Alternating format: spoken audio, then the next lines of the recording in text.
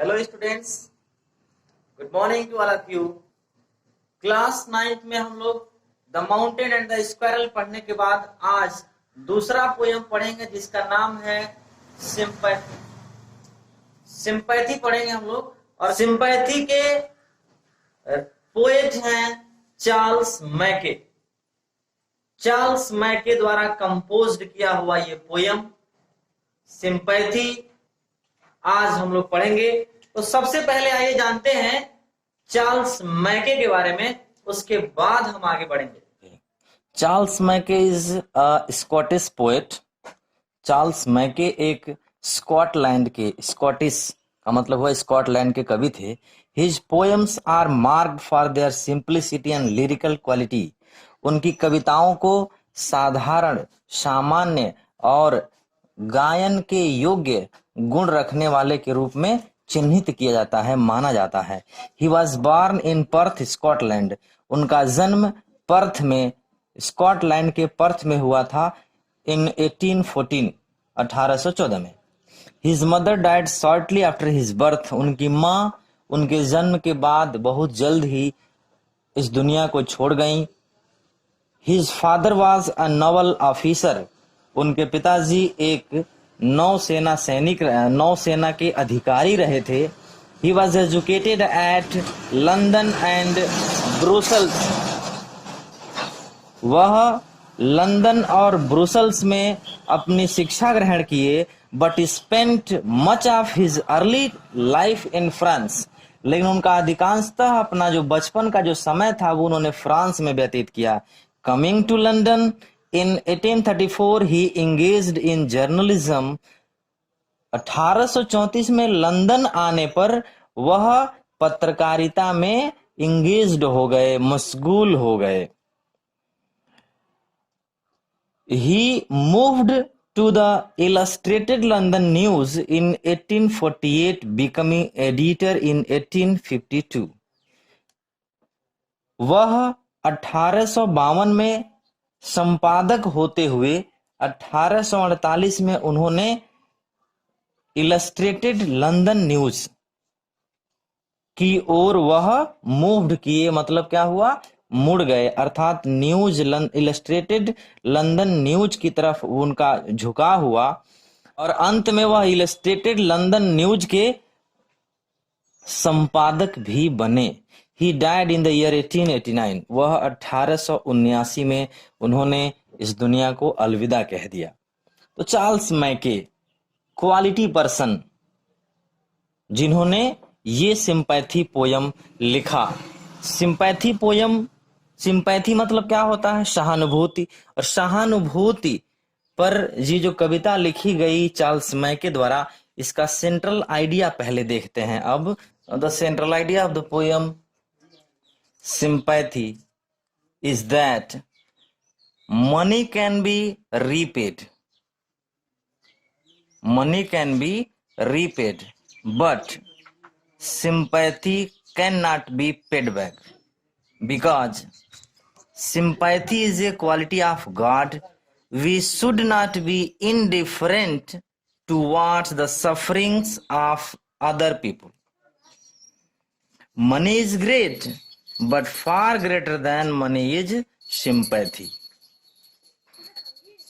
A rich man helped the poet who returned his money, but the poet could not repay the obligation done by the poor man who nursed him day and night.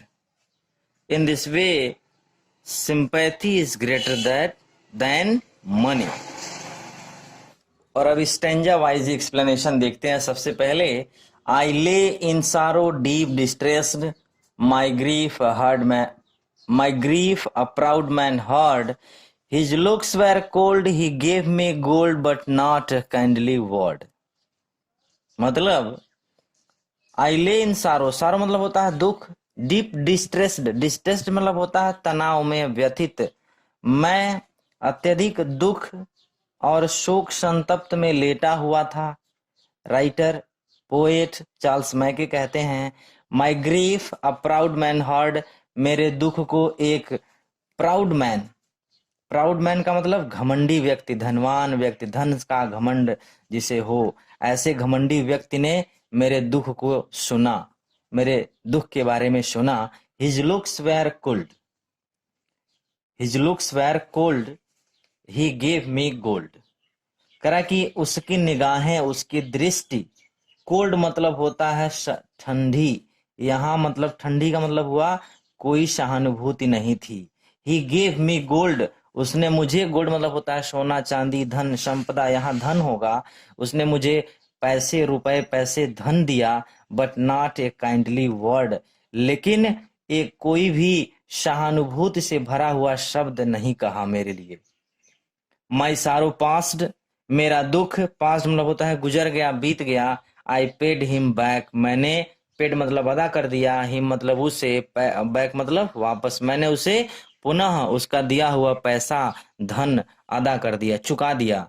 The gold he gave to me, जो धन उसने मुझे दिया था वह मैंने उसको चुका दिया। देन स्टूड इरेक्ट, करा देन स्टूड इरेक्ट, तब मैं, स्टूड मतलब खड़ा हो गया, इरेक्ट मतलब होता है सीधा तन करके। एंड स्पोक माई थैंक्स, और मैंने भी उसको धन्यवाद दिया। एंड ब्लेस्ड हिज चैरिटी, और ब्लेस्ड मतलब क्या होता है, सराहना करना, आशीर्वाद देना। चैरिटी मतलब होता है दानशीलता का, तो और मैंने उसके दानशीलता का सराहना किया।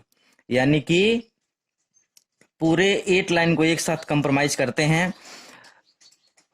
पोएट चार्ल्स मैके कहते हैं कि मैं दुख शोक संतप्त में तनाव की अवस्था में लेटा हुआ था, मेरे दुख को एक घमंडी व्यक्ति ने सुना, उसके निगाहें, उसके दृष्टिकोण, उसका जो देखने का तरीका था उसमें कोई सहानुभूति नहीं थी, लेकिन उसने मुझे धन दिया, लेकिन उसने कोई सहानुभूति भरा शब्द नहीं कहा।